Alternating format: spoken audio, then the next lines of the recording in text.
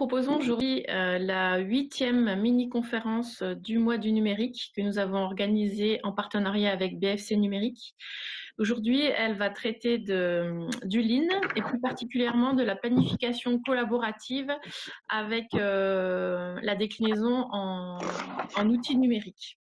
Voilà, donc nos intervenants du jour sont Monsieur Boussaïd de Boussaïd Consulting et Monsieur Lamont d'Orchidée Consulting. On vous proposera une session de questions-réponses à l'issue des présentations. Voilà, je te donne la parole, Khaled. Ok, merci Valérie. Donc, bonjour à toutes et à tous. Donc, c'est avec plaisir aujourd'hui de vous présenter l'outil LPS, donc Planner System, qu'on appelle en France la planification collaborative, donc au service du Lean. La deuxième partie, Michel Lamont d'Orchidée Consulting va vous présenter la version numérique de cet outil. Donc, tout d'abord, la première question à se poser, le LPS, c'est un outil du Lean. C'est quoi le Lean construction et pourquoi le Lean construction? Comme vous le savez, pour le calcul des coûts et des marges dans les entreprises, en fait, on a toujours une zone intermédiaire, en fait, une zone d'incertitude qu'on appelle, nous, dans le Lean, donc les gaspillages. Donc, cette zone d'incertitude, en fait, a la tendance à augmenter. Donc, lorsqu'il y a très peu de confiance, très peu de collaboration, donc il n'y a pas d'implication en amont de tous les acteurs du projet. Donc, le Lean tend un peu à réduire cette partie des gaspillages. Pourquoi? Parce qu'en fait, au niveau des entreprises, les marges ne cessent de s'éroder. Donc, on a intérêt à trouver d'autres gisements pour essayer un peu d'augmenter cette marge. Donc, la seule solution, c'est de réduire ces gaspillages. Donc, voilà un peu la philosophie du Lean. Donc, c'est une démarche qui a comme objectif de réduire les gaspillages au niveau de l'entreprise pour augmenter ce qu'on appelle la valeur ajoutée. Donc, c'est quoi la valeur ajoutée? Donc, pour voir la valeur ajoutée, il faut la voir à travers en fait le client. Donc, tout ce le client est prêt à vous payer, en fait, c'est de la valeur ajoutée. Donc, le reste, c'est pas de la valeur ajoutée. Donc, l'objectif du Lean, c'est d'augmenter cette part de valeur ajoutée en réduisant les gaspillages dans l'entreprise. Voilà, donc la définition un peu du Lean, je reprends un peu de la Fédération du bâtiment. Donc, c'est une entreprise Lean, en fait, c'est une entreprise qui est au plus juste. Donc, c'est elle qui fournit de la valeur pour le client en toute sécurité, dans un délai minimal, donc avec une qualité irréprochable, et tout ça avec une bonne marge au meilleur coût, et en utilisant l'intelligence collective des collaborateurs. Mais malheureusement, en fait, dans le secteur de BTP, on est confronté à une résistance énorme, contrairement à l'industrie, en fait, qui a une longueur d'avance dans ces démarches innovantes. Ici, j'ai repris la définition en fait du mot chantier, dans Larousse. Donc, on parle d'un endroit où sont entassés en fait ou travaillés des matériaux de construction. D'où la difficulté un peu de mettre en place ce genre de démarche innovante. Et c'est pas étrange des fois d'avoir des réponses de certains acteurs de chantier qui disent en fait que la gestion des aléas, elle fait partie de notre métier, donc c'est dans nos gènes, et on arrive même à parler un peu d'un monde de bisounours. Voilà, donc ça c'est juste pour un peu parler des difficultés un peu au niveau de l'implantation de ces démarches. Là, je vous donne juste un exemple en fait des différents gaspillages qu'on peut rencontrer sur le chantier. Rien que les coûts de la non-qualité, donc ils sont chiffrés par l'Observatoire de la qualité entre 8 à 10% du chiffre d'affaires. La question qui se pose ici, comment les entreprises peuvent être impactées par la démarche Lean construction d'une manière générale ou par l'outil LPS. Donc là, j'ai repris en fait la Fédération française du bâtiment de Nouvelle-Aquitaine avec l'OPBTP, donc ils ont travaillé sur la préparation en fait des marchés, en fait des exemples de marchés où on peut faire référence au Lean. Donc vous voyez ici la mise en place d'une démarche Lean. Donc le maître d'ouvrage souhaite mettre en place une démarche Lean dans le cadre de l'exécution de ces marchés de travaux. Et donc là, on précise que les titulaires du lot devront proposer une organisation adaptée à la méthodologie Lean afin que le challenge collaboratif donc, soit opérationnel et efficace. Et on va plus loin, donc ici, par exemple, pour traiter d'éventuels retards ou absences aux réunions ou aux ateliers liés à la mise en place, on prévoit même donc des finalités donc, pour encourager tout le monde à la participation.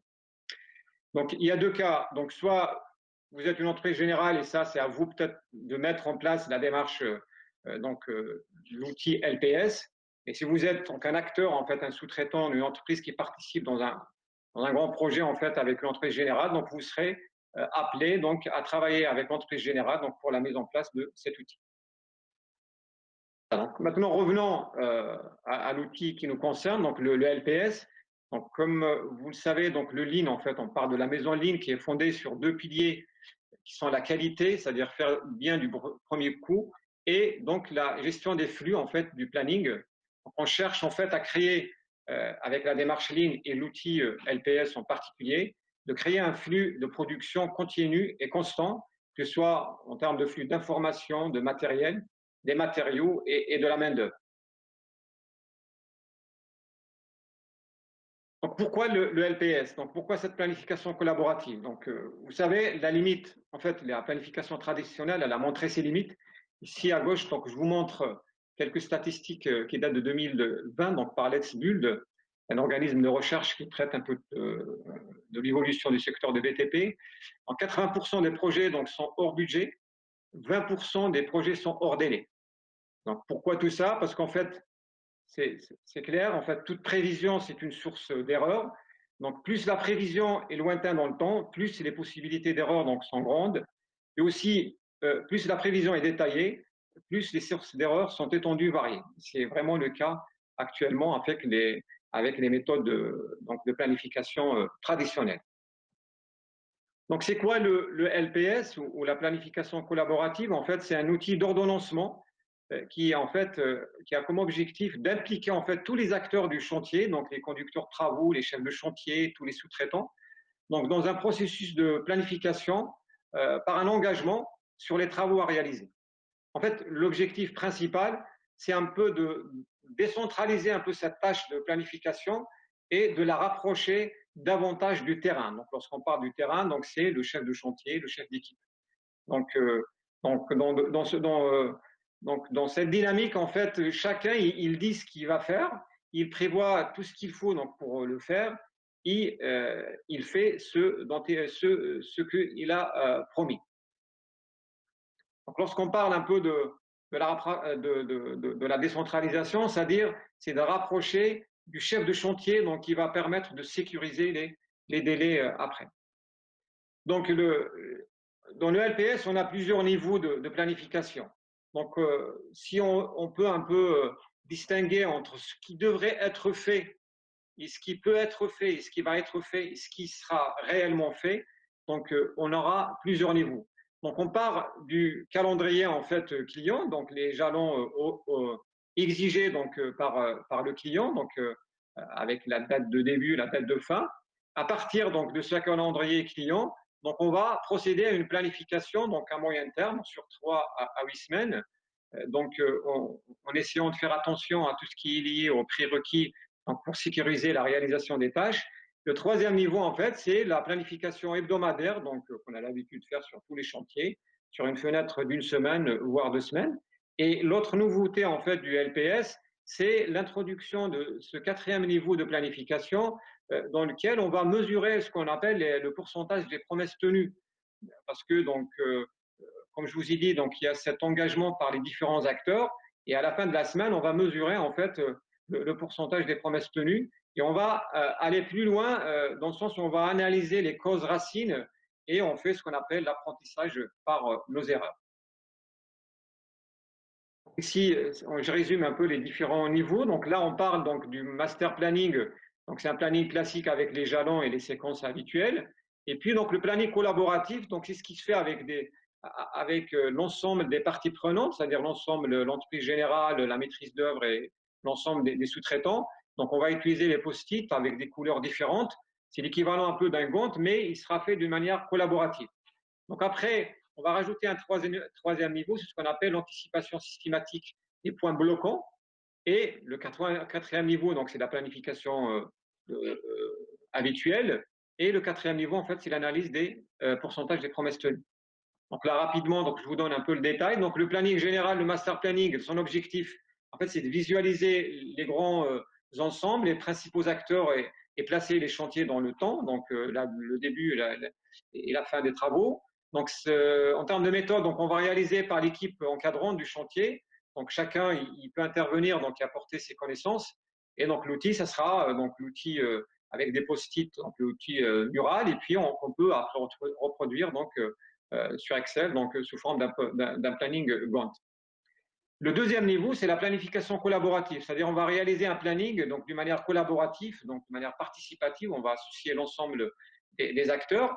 Donc on va commencer à réaliser donc dès les premiers travaux donc qui commencé, on va faire une conception collaborative du planning avec des recherches en fait des compressions des délais, donc trouver des compromis justement donc pour compresser les délais pour rentrer un peu dans les exigences du maître d'ouvrage. Et donc, toutes les parties, donc, dans cette partie-là, toutes les parties prenantes devraient être représentées. Donc, l'entreprise, le client, la maîtrise d'œuvre, le bureau d'études et tous les sous-traitants qui participent au projet.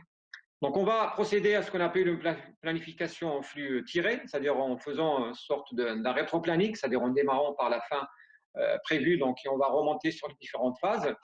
Et donc cette étape, c'est très important. Donc, on va jouer un peu donc, sur le challenge. Donc, les intervenants donc, vont se challenger donc, pour chercher d'optimiser le planning, donc, dans le but toujours de respecter donc, les exigences clients. Donc, le troisième niveau, donc, c'est le pilotage anticipatif, ce qu'on appelle en anglais le QA. En fait, c'est la vérification des prérequis. C'est-à-dire, pour chaque tâche, on va sécuriser en fait, la réalisation de la tâche en anticipant sur les prérequis nécessaires pour sa réalisation. Donc, je vous donnerai après quelques détails.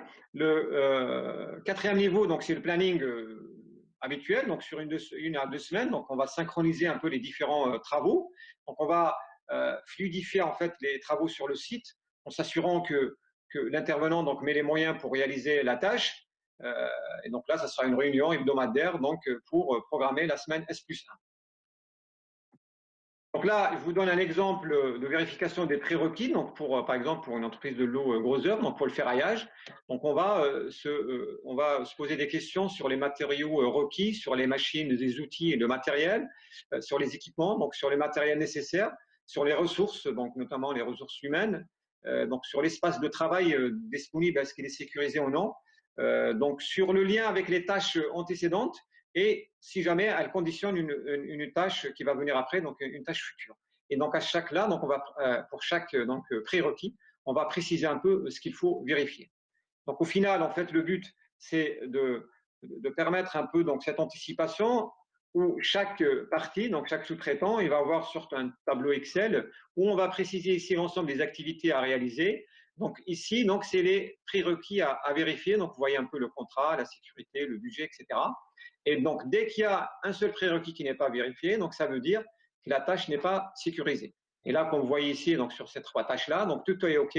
Ça veut dire donc une semaine, voire plus, avant la réalisation des tâches, on est certain que tout sera réalisé sans problème. Après, une fois donc le point est fait sur la semaine S-1 et enfin sur la semaine S et on planifie la semaine S+1.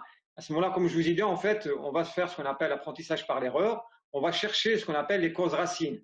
C'est-à-dire, on va s'assurer en fait de la réalisation des travaux donc avec les équipes et on va procéder à des ajustements éventuels et surtout qu'on va analyser cet indicateur très important qui s'appelle donc le pourcentage des promesses tenues. Donc, le but, c'est chacun va s'engager sur des actions à réaliser, mais si jamais il n'arrive pas à les réaliser, c'est tout à fait normal, il y a beaucoup d'aléas sur le chantier. Donc, on va essayer de trouver donc, les causes racines pour que, histoire un peu de ne pas reproduire donc, les mêmes irritants, les mêmes problèmes sur le chantier. Donc là, on a des outils, par exemple, ce qu'on appelle donc, la méthode en fait, des 5 pourquoi. En fait, l'idée, c'est d'approfondir un peu le questionnement sur un problème survenu sur le chantier jusqu'à arriver à la cause racine. En fait, ici, je vous donne un exemple un peu de la vie courante. Au lieu, en fait, le but, c'est de ne pas s'arrêter en fait sur sur les premières réponses qui peuvent être trompeuses. On a d'autres outils aussi donc de résolution de problèmes. Donc, on a la méthode des 5 M. Donc, pour chaque problème, on va chercher donc les causes qui peuvent venir soit de la main-d'œuvre utilisée, soit de la méthode, des machines ou des matériels, du milieu dans lequel on travaille ou des matériaux ou de la matière utilisée. Donc là, on ne va pas le faire sur l'ensemble des problèmes, mais sur les irritants majeurs en fait qui bloquent la production sur chantier. Donc là, au final, on arrive à cet indicateur qui est très important. En fait, il y a des spécialistes en fait du LPS qui disent rien que le fait de surveiller un peu cet indicateur, donc ça peut améliorer en fait la performance de l'entreprise, des équipes sur le chantier. Donc en fait, le PPT, en fait, le pourcentage des promesses tenues, en fait, c'est le ratio entre les tâches planifiées, donc pour lesquelles donc chaque partie s'est engagée à les réaliser, et les tâches réellement réalisées. Donc là, vous voyez donc ici ce qu'on appelle donc la zone ici donc la zone verte, c'est la zone de sérénité. En fait, l'anticipation, les effectifs et les approvisionnements donc sont bien gérés. Donc on est entre 90 et 110%. Par contre, donc là, la zone rouge ici que vous voyez là, donc c'est la zone rouge, c'est la zone à risque. Le risque est élevé, donc il y a un réel problème lié à l'organisation et aux effectifs, et puisqu'on est moins de 70% des promesses tenues. Et on a une zone un peu orange, vous voyez ici en fait entre 70 et 90, ou si ça peut dépasser donc de 110 à 120. Donc c'est une zone acceptable, donc c'est une zone où le déroulement du chantier est convenable, mais peut-être amélioré. Peut-être vous allez me poser la question pourquoi donc le fait de dépasser les prévisions, c'est-à-dire on réalise plus de tâches. Lorsqu'on est dans cette zone-là, on réalise plus de tâches que ce qui est prévu. Donc là, c'est pas bon, c'est-à-dire il y a un problème, c'est qu'on sous-estime nos capacités, donc c'est pour ça qu'on dépasse. Donc l'idéal, en fait, c'est de se retrouver un peu donc, dans cette zone. Juste regarder l'heure. Donc, est-ce que je suis bon ou non?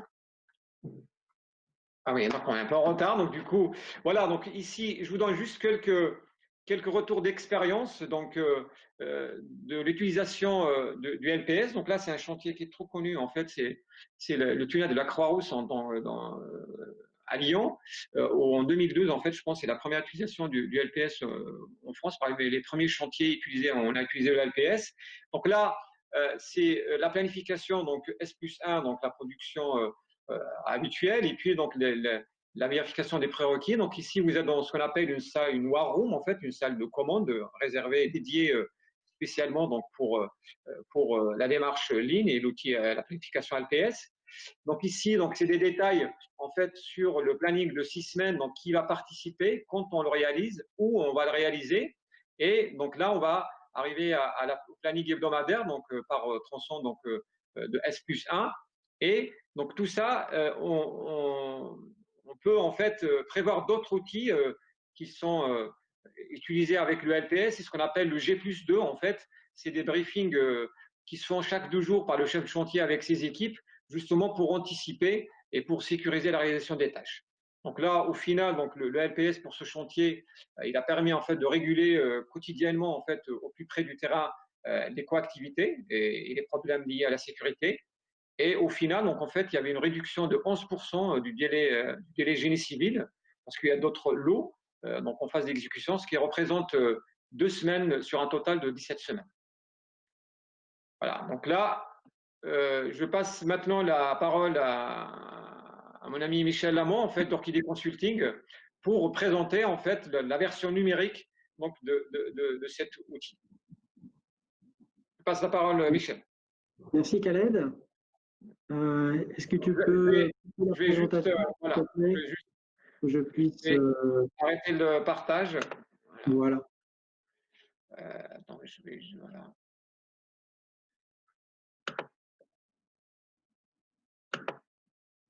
C'est bon normalement? Voilà. Okay. Je vais partager mon écran. Voilà. Donc, nous, on accompagne pas mal de chantiers en Last Planner System.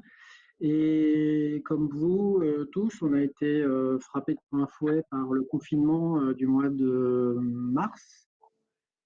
Donc les chantiers se sont d'abord arrêtés et puis ils ont redémarré.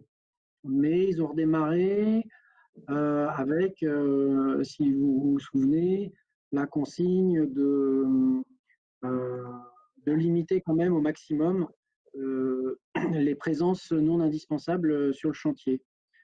Et donc, j'ai pas mal de chantiers qui nous ont appelés en nous disant bah, comment on va faire pour faire nos réunions planning sans pouvoir se réunir. On a réfléchi à ça et on a développé avec une start-up qui avait un outil déjà qui existait pour la banque, l'assurance, voilà, des gens qui ont vraiment l'habitude de travailler à distance, un outil de management visuel. Donc, c'est cet outil-là que je vais vous présenter. Il s'appelle Visual World et pour se connecter, il suffit d'une adresse Gmail. Donc, je vais vous montrer deux exemples là de Last Planner System, un à court terme, je vais tout de suite y arriver. Voilà. Donc, vous voyez un tableau sur lequel on a à la fois le planning géotemporel qu'a décrit l'aide, avec zone par zone et date par date les tâches à faire. À droite, vous avez les plans de niveau pour réfléchir au zoning. Et on peut rajouter tout ce qu'on veut. C'est comme un planning Velleda normal, physique. Et ce qu'on rajoute souvent, c'est l'indicateur d'avancement pour vérifier globalement le planning. Donc, je vais détailler un petit peu la partie en haut à gauche avec le planning géotemporel. Donc pour ça, c'est très simple, je scrolle sur ma souris et ça permet de zoomer. Et en fait, en zoomant, je vois l'ensemble des tâches jour par jour et zone par zone et lot par lot. Donc ce sont comme des post-it, hein, là j'en touche un, des post-it. La couleur représente le lot concerné. Il y a la tâche qui est écrite en clair et s'il y a des prérequis ou des durées qui sont à prendre en compte, on les intègre dedans. Alors, comment on fait ça? Eh bien, chaque participant, sur la base d'une adresse Gmail, donc, a accès de son poste de travail à cet écran-là. Et mettons que je sois en charge du lot CVC, bah, j'ai ma tâche à créer, donc je glisse sur Opération. Voilà, ma tâche du jour, je vais mettre DNCVC. J'ai besoin pour cela, en prérequis, d'un plan bon pour exécution. Et puis, j'ai besoin peut-être d'avoir approvisionnement du matériel. Et je choisis la couleur qui correspond à mon lot sur lequel on s'est mis d'accord à l'avance. Alors là, il y a un bug, je ne vois pas la tâche. Je vais recommencer. Je crée l'opération. Voilà, on va la tester pour aller plus vite. Voilà, elle est là, elle est passée là. Et ensuite, chaque personne, alors soit l'animateur de la réunion, soit la personne elle-même en charge de la tâche, positionne sa tâche à l'endroit où elle le veut. Hein. Je remets les éléments qu'on avait mis tout à l'heure. Pause CVC, prérequis, appro. Voilà, donc cette tâche-là, bah, je dis lundi prochain, voilà, je vais poser sur la zone R+2. Et là, on peut voir tout de suite la coactivité. Est-ce qu'elle est acceptable ou pas? Donc en phase Covid, on évitait complètement la coactivité. Aujourd'hui, ça dépend. On essaie de la limiter, mais ça dépend du chantier. Mais en tout cas, à la fois la personne qui fait les cloisons et la personne qui fait la pose CVC, au moment où la tâche est posée, voit la coactivité. On regarde éventuellement sur le plan qui est à droite de niveau si c'est pas la même zone, ou si ma zone de stockage correspond à ta zone de travail et donc ça va bien. Et on avance comme ça pour faire le planning des semaines qui viennent. Le pointage est très simple. Vous avez une pastille verte quand la tâche est faite. Donc c'est pareil, chaque personne déclare sa tâche faite pendant la réunion. Et puis si j'ai une tâche qui est en retard, je la visualise. Voilà, ça prend quelques secondes et de façon on voit tout de suite le pourcentage de promesses tenues dont a parlé Khaled. C'est visuel. Voilà, si j'ai toutes mes tâches faites sauf une, eh bien voilà, j'aurai mon pourcentage de tâches non faites. Et donc, tout le monde voit qu'il faut la recaler. Donc, quand est-ce qu'on peut la recaler au plus tôt? Est-ce que je peux mettre une personne de plus lundi pour rattraper mon retard, par exemple?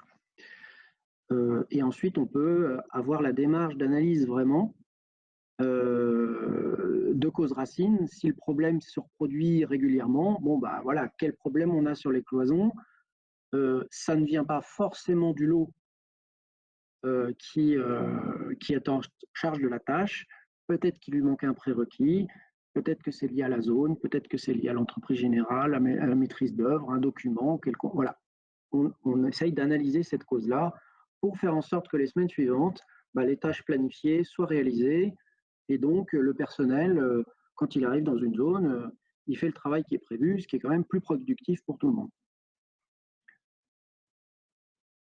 Donc, ça ne remplace pas, ce qui est important, c'est pas magique, c'est pas parce que c'est dématérialisé que c'est magique, ça remplace pas la réunion. C'est un autre support que le tableau.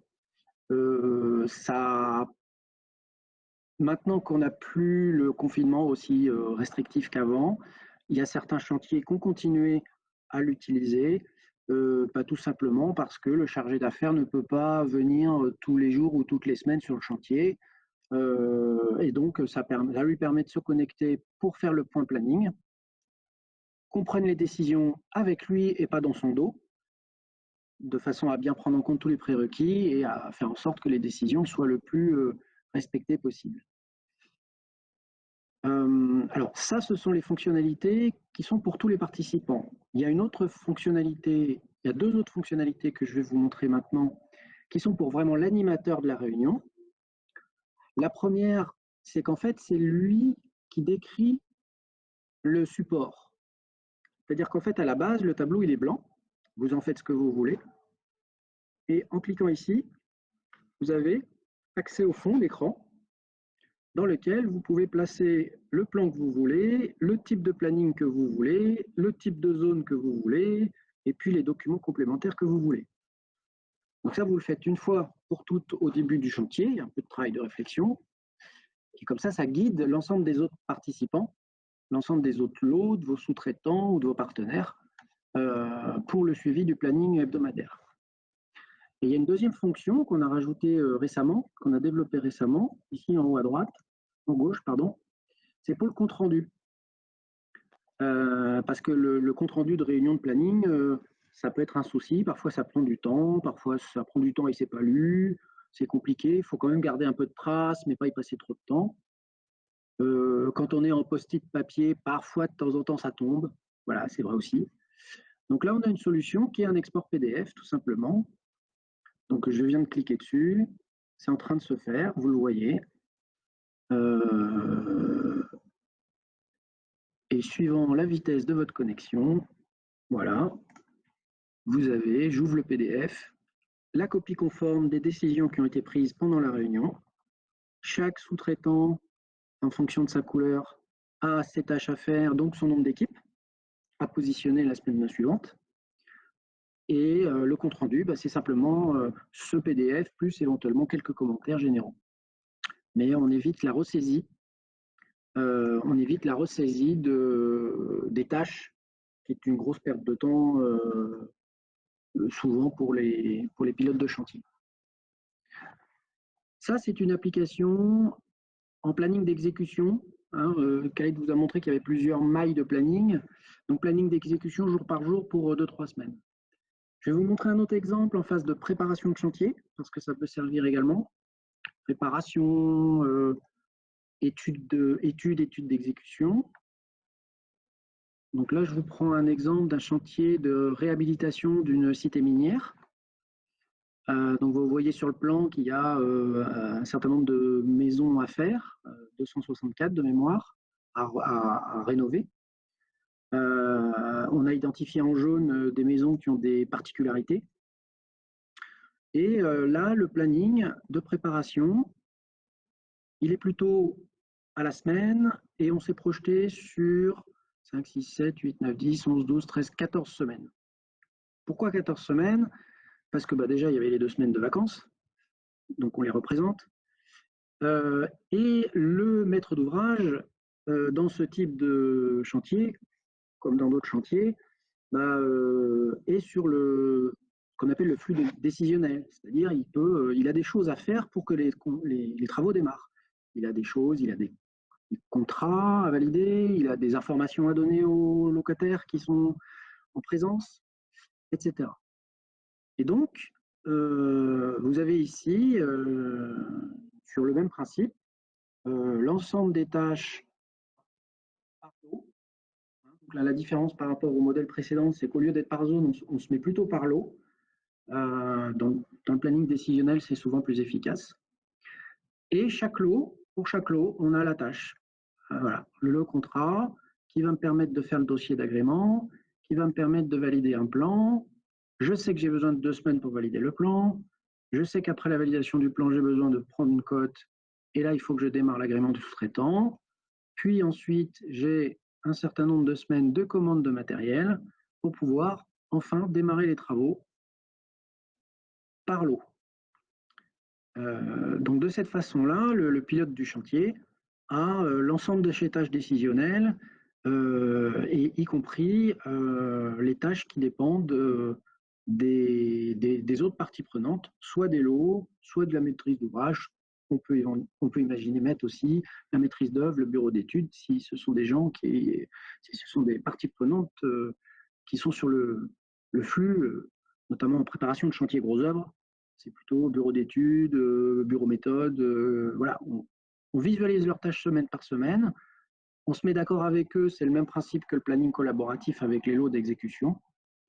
Et on pointe le planning de cette façon-là, à distance, ce qui souvent pour des bureaux d'études ou des bureaux méthodes leur convient bien.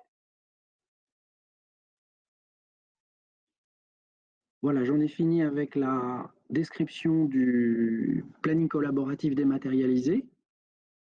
Est-ce que vous avez des questions, que ce soit sur le Last Planner System en général ou sur l'outil dématérialisé? Je vais peut-être vous redonner l'écran.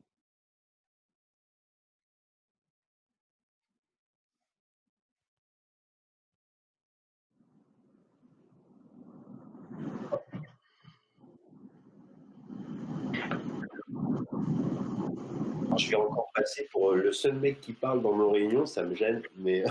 C'est pas gênant. Il en faut un qui démarre. Ouais, le problème, c'est qu'il faut m'arrêter. Tout le monde le sait autour de la table, à part vous allez le découvrir. Merci, super pour votre présentation. Alors, clairement, alors je vous donne mon ressenti. Si j'avais un de mes cofondateurs, il me taperait dessus ou il me censurerait, mais ce sont des outils effectivement très utiles, mais sacrément complexes à s'approprier. C'est-à-dire que des diagrammes de Gantt, des suivis, enfin, moi qui suis un pur développeur, on est une jeune entreprise dans l'AMO sur la gestion des déchets pour les chantiers de réno-réhab. Donc autant vous dire que tout ça, on va s'en, pardonnez-moi l'expression, on est entre nous, donc je fais comme si j'étais avec des copains, mais on va s'en bouffer. Et j'ai un de mes cofondateurs qui est BIM Manager, plus un autre très scientifique, donc ces outils-là, ça leur parle énormément.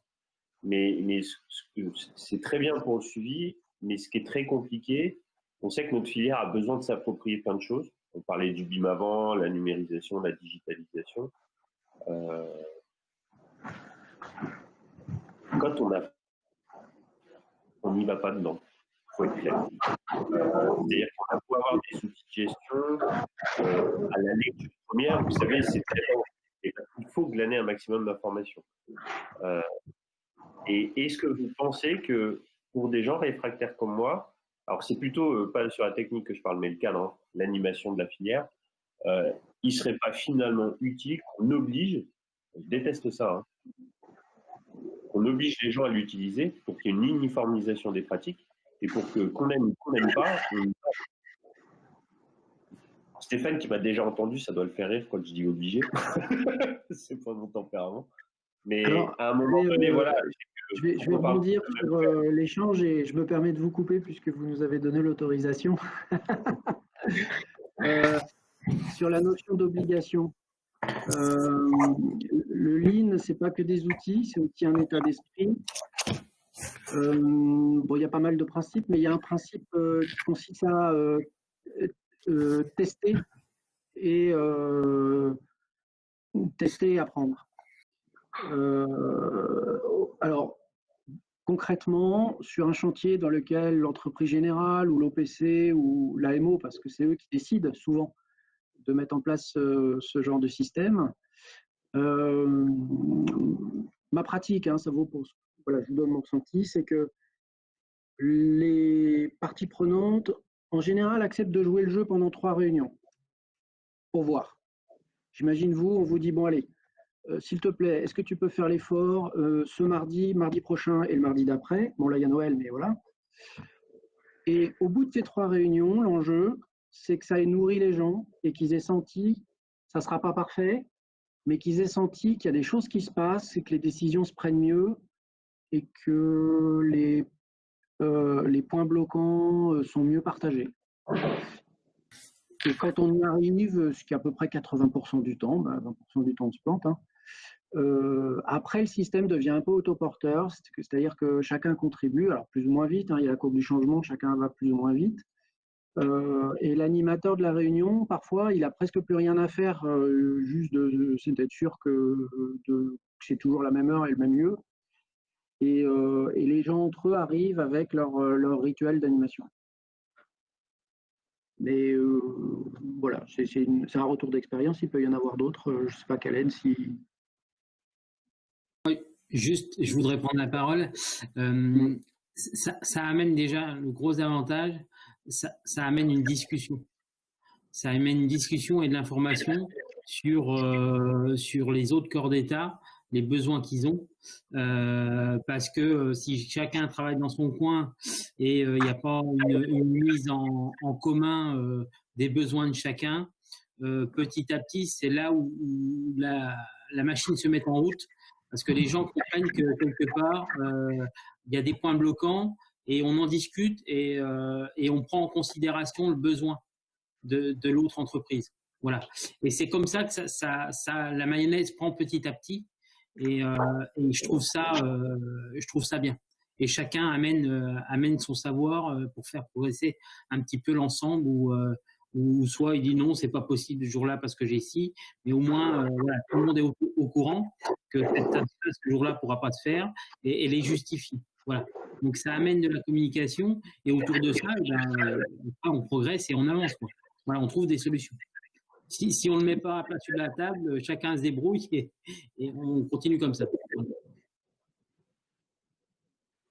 Moi, ce que je crois par rapport à ça, ce que vous dites, Pascal, effectivement, donc c'est très important.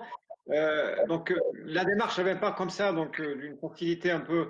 Effectivement, donc il faut travailler en amont, donc la démarche un peu de déploiement. Donc il faut associer un peu le maximum de participants. Il faut cibler donc les gens qui sont plutôt pour, en fait, qui sont plutôt positives, donc des personnes qui sont plutôt positives. Mais effectivement, je suis d'accord avec vous, il faut que la démarche soit, enfin, l'outil soit approprié. Enfin, il faut que les gens s'approprient un peu de l'outil pour la réussite. Et comme disait Michel, voilà, au lieu un peu de commencer par le déploiement un peu de la démarche au niveau un peu de manière globale, commencer par des petits chantiers, donner un peu l'envie, montrer un peu des cas concrets où ça a réussi, utiliser un peu les gens en fait au lieu que ça vienne de la direction, il faut que ça vienne des collègues où finalement ça marche. Et c'est comme ça construire ça petit à petit, je pense.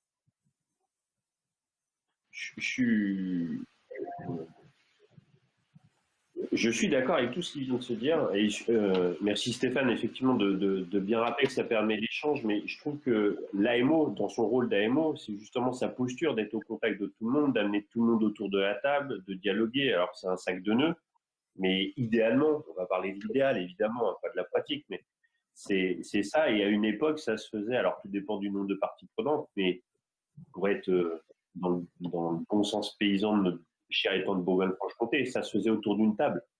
On se faisait un gueuleton, alors on évitait l'apéro au début de la réunion, et les choses pouvaient avancer. Donc je suis plutôt preneur d'une sensibilisation, d'une pédagogie sur la posture, que surchargé par un outil. Après, c'est que mon point de vue.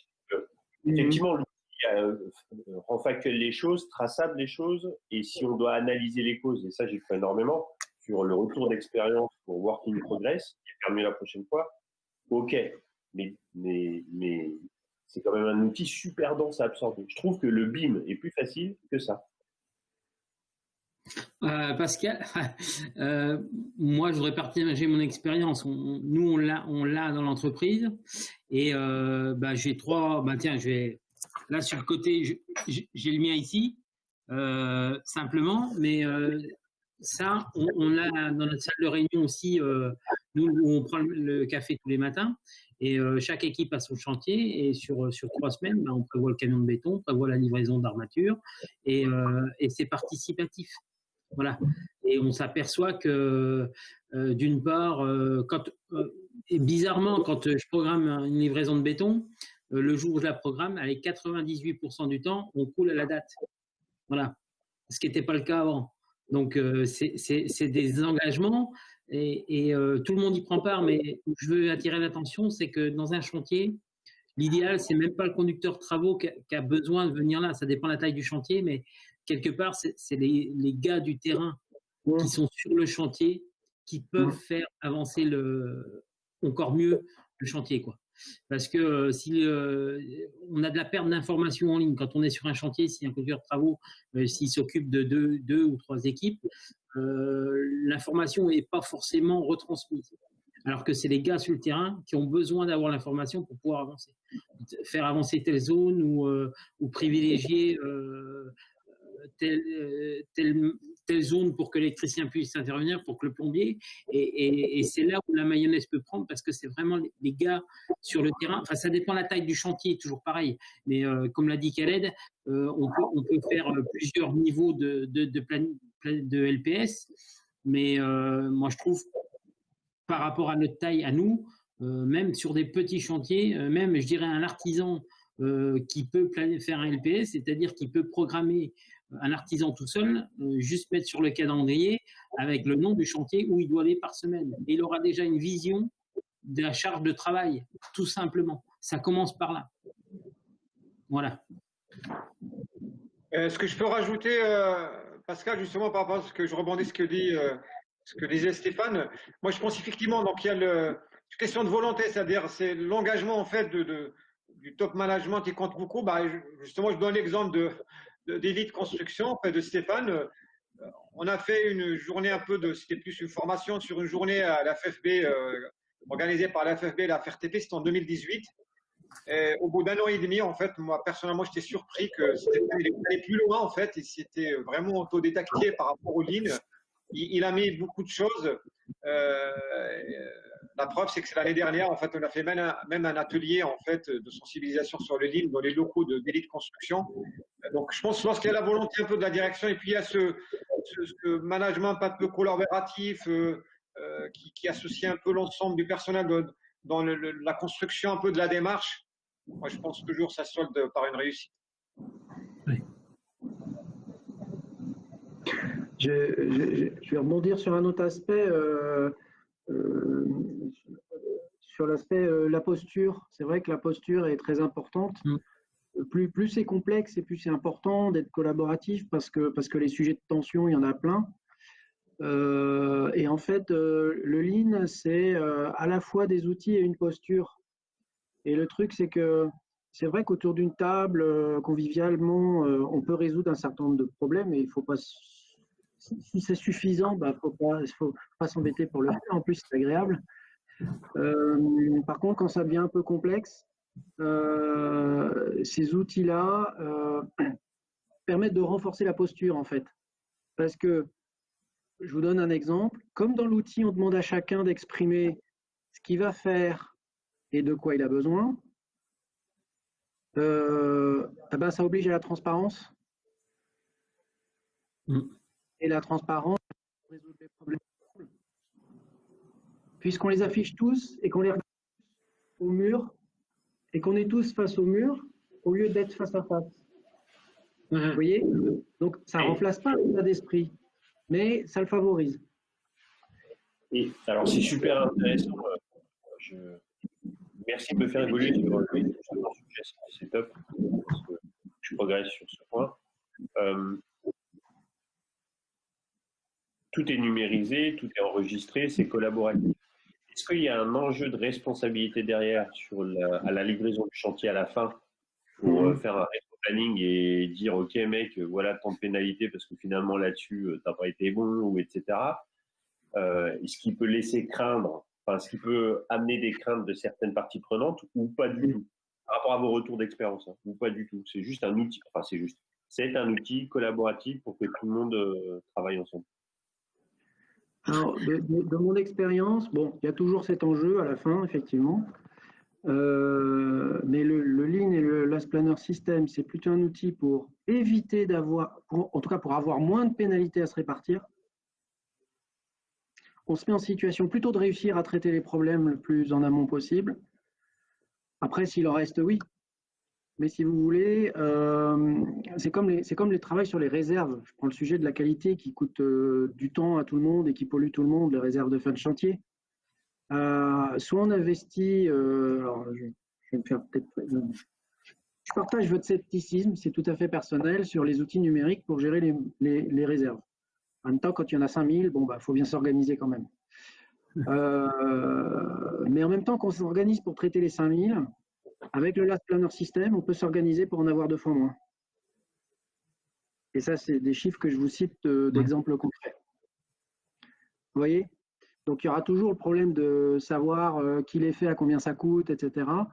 Mais l'idée, c'est de diminuer cette charge de façon importante en allant dans le chantier. Ouais, moi je voudrais rebondir là-dessus aussi. C'est que depuis qu'on a mis en place le Last Planner System, j'ai posé mon cerveau sur le tableau.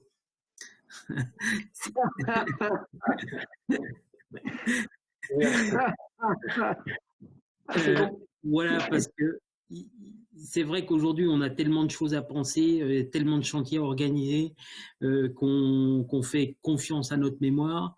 Et quelque part, dès que je prends un post-it et puis je me dis, tiens, voilà, j'ai prévu la livraison là, je la mets là et je le fais tout de suite. Même si c'est pas à la bonne date, même s'il va falloir le déplacer, il y aura déjà une trace écrite. Voilà, ça libère de la place. Et ça permet. Et ça permet, nous on a commencé, vous voyez, des panneaux blancs comme ça. Je faisais une semaine, un post-it avec une semaine au-dessus avec mes équipes. Et puis tout ce qu'on avait à faire juste avec des simples post-it. On a commencé comme ça et puis on évolue. Et c'est vrai que je me posais la question de trouver un outil numérique pour un petit peu l'améliorer. Parce que des fois, voilà, c'est peut-être plus imposant. Mais déjà, simplement de le faire manuellement sur un tableau blanc, c'est un bonheur. Voilà. C'est un bonheur parce que ça libère du temps et de l'esprit, quoi. Et tout le monde visuellement voit comment sont organisés les chantiers, ce qu'il a besoin de faire. Et voilà. Et rien que de ce côté-là, ne serait-ce que pour un projet, de démarrer un projet suivant les prérequis qu'on a besoin, et ben voilà, on peut se faire un petit tableau ou une minecart pour dire voilà les prérequis de ce qu'on a besoin. Voilà. C'est ce que j'ai sur mon tableau là à côté. Et voilà, on n'est pas en permanence à ruminer, à penser ce qu'on ne doit pas oublier. On fait une check-up le matin, visuellement on le voit tout de suite. Ah tiens, il faut confirmer la commande ici, on confirme la commande et voilà quoi. C'est plus souple. C'est plus souple. C'est un outil. Et l'outil, on le gère comme on le veut. Nous, à la base, pourquoi j'ai voulu mettre cet outil-là? Parce que les gars ne savaient pas ce que j'avais prévu comme travail. C'était un reproche des équipes. Donc, du coup, on s'est mis à planifier les travaux sur 3 semaines. On avait commencé à 4, c'était un peu trop long, on a réduit à 3, et c'est tout de suite, on le fait progresser comme on a besoin. Et il est pour nous, il n'est pas pour les autres. Voilà. on met dans cet outil-là ce qu'on a besoin pour avancer. Pas forcément et on le fait évoluer en permanence.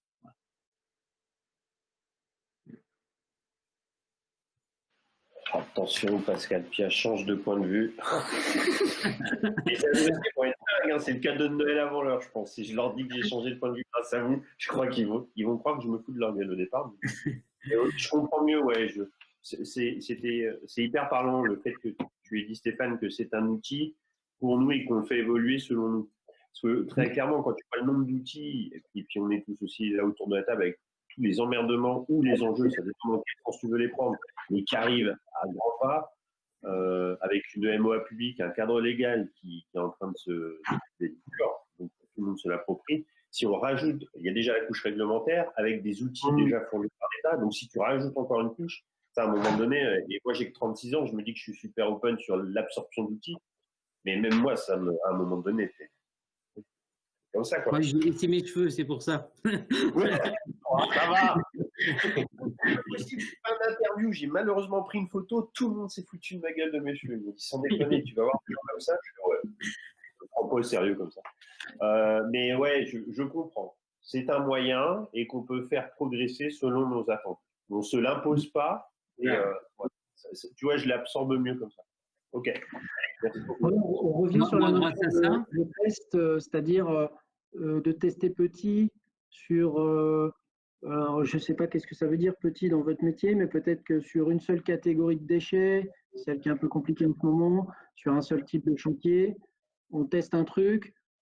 Comme a dit Stéphane, au début on va peut-être voir trop grand, donc on va rétrécir. Et on va trouver le juste outil juste nécessaire pour nous résoudre 80% de nos emails, de notre charge mentale, des communications qu'on doit faire et qu'on oublie de faire. Et c'est bien. Et après, éventuellement, on peut déployer au reste. Super. C'est hyper pragmatique. Sur vos retours d'expérience, est-ce que la MOA publique, donc donneur d'ordre, aussi pratique ça? Parce que je les adore. Hein. Il n'y en a pas? Il y a personne de client là-dedans ou pas? C'est bon? Alors, on va assurer que je ne vais pas me faire dézinguer. Hein. Non, mais alors, c'est enregistré, mais. Non, mais sérieusement, c'est que le nom de notre. On est en train de. Alors, indirectement, comme on a fait beaucoup de chantiers de réa pour des bailleurs sociaux, ils l'ont vu, puisque la salle de post-it était dans la même réunion que la réunion client. À chaque fois qu'ils l'ont vu, ils ont dit tiens, c'est intéressant. Il y a un retour avec un bailleur social où on l'a impliqué parce que c'était de la conception-réalisation. Et sur le chemin critique, il y avait une tâche qui le concernait directement. Ça pique. Alors, c'était une tâche qui concernait un prestataire qui gérait directement un bureau de contrôle. Un bureau de contrôle dont le rapport devait déclencher un certain nombre de tâches qui, 12 semaines après, permettaient de démarrer le chantier. Et tant qu'on n'avait pas ce rapport, on avait le démarrage du gros œuvre qui était bloqué. Et on est allé les voir, on leur a affiché le flux décisionnel, on leur a dit là on a un souci. Et ils ont dit, ils ont fait deux remarques. Ils ont dit, merci, pourquoi vous ne nous l'avez pas dit plus tôt? Bon, d'accord, c'est un peu le jeu. Et ils ont dit, mais c'est bizarre, dans vos parties prenantes, vous ne nous avez pas mis nous, alors que nous on sait qu'on a des tâches à faire pour que le chantier se passe bien. Donc vous voyez, l'entreprise générale, elle n'avait pas osé mettre une ligne MOA, mais oui, ils savent quelque part, ils sont conscients qu'ils ont des tâches à faire pour le bon déroulement du chantier aussi. Et là, on démarre chez des bailleurs HLM. Là. Puisqu'avec la loi Elan, ils ont des problématiques d'organisation. Et voilà. Eux aussi, le Lean, ils se disent pourquoi pas. Mais la philosophie du Lean, avant que je me lance dans ce qu'on est en train de faire, j'ai eu une expérience de recrutement et je discutais beaucoup avec des industriels. C'était passionnant, justement, sur des méthodes Lean, d'amélioration continue, etc., d'anticipation, d'effets de causalité, bref. Et je pense que ouais, pour le coup, il faut impliquer la MOA publique clairement et il faut qu'ils aient ce réflexe-là. Et je le dis justement parce que aujourd'hui la FFB région, grâce à BFC numérique, une région, et nous les acteurs région, à un moment donné, alors faut pas qu'on les charge, mais là pour le coup, je pense on avait discuté de ça, de se mettre tous autour d'une table très en amont des chantiers pour déjà anticiper les choses, discuter avec Stéphane avant-hier, je sais pas. Et là pour le coup, ça serait quelque chose à faire avec vous, c'est-à-dire ok. Voilà l'outil, voilà comment ça se passe. Plus que de la sensibilisation, c'est comment on se le réapproprie, testons des trucs en ce moment. Il y a un petit chantier, et puis ouvrons les portes. Ouais, vous n'étiez pas sur ce chantier-là, mais je sais que demain, on va s'appeler sur un autre chantier. Bah, viens voir comment ça se danse. Voilà comment gère dans un monde idéal, évidemment, dans un monde idéal. Et si on arrive à au départ pour amorcer, ça peut faire son effet de contagion plus important.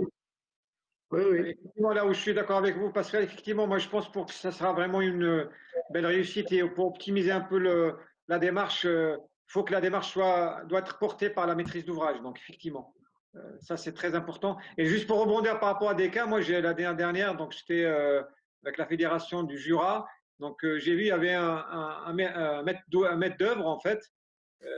Qui a participé à l'atelier et dans tous ces chantiers en fait, il exige l'utilisation de la démarche Lean. C'est même formé et puis il a généralisé en fait la démarche sur l'ensemble des chantiers à sa charge dans le Jura.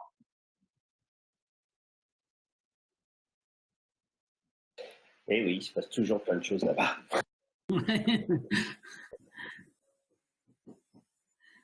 Mais ouais, pour conclure, enfin, je dirais simplement que ça serait bien que plein d'entreprises commencent à se renseigner dessus, parce qu'on aurait énormément de valeur ajoutée à apporter un petit peu pour tous nos chantiers, et qu'est-ce que ça nous simplifie la vie, quoi. Voilà, et bon, c'est vrai qu'aujourd'hui, les grandes entreprises peuvent le mettre en place, s'approprier plus facilement. Mais où j'ai eu beaucoup de difficultés, moi, c'est que j'ai très peu trouvé d'éléments ou d'informations sur le Lean qui se pratiquent dans les petites entreprises artisanales. Voilà. Donc, voilà. Et on a plein d'informations sur des grands projets, des beaux projets, mais tout ce qui se fait dans des PME où c'est très disparate et on n'a pas ou peu d'informations. Voilà. Après, moi, je dirais juste pour finir avec la FFBFC. Hein. On a plein de boulot à faire avec la FFBFC. Juste pour finir là-dessus, en fait, j'ai juste un cas pour dire, en fait, au final, c'est une histoire de culture.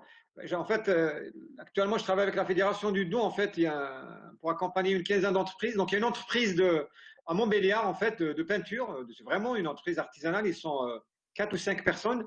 Et comment ils travaillent avec le tissu industriel un peu à Montbéliard, avec toujours une trentaine d'années, et ben, le Lean, ça fait pour eux dans le bâtiment. Il m'a dit que ça fait 25 ans qu'il le pratique. En fait, il l'a adapté parce qu'il côtoyait tous les jours, en fait, ces gens-là il dit exigences, parce que pour intervenir chez eux, en fait, il y a des exigences liées au Lean. Eh ben, c'est vraiment dans ces jeunes, et il m'a dit que ça fait 25 ans qu'il utilise en fait la démarche. Bien. C'est vrai qu'on avait fait un retour d'expérience avec toi, Stéphane. C'était l'année dernière, c'était très intéressant. On pourrait peut-être le proposer à nouveau. Je pense que vous avez aussi évolué dans vos pratiques et avec vos outils. Donc, pour les petites entreprises, de voir que le Lean peut être adaptable. Tout à fait. Ok.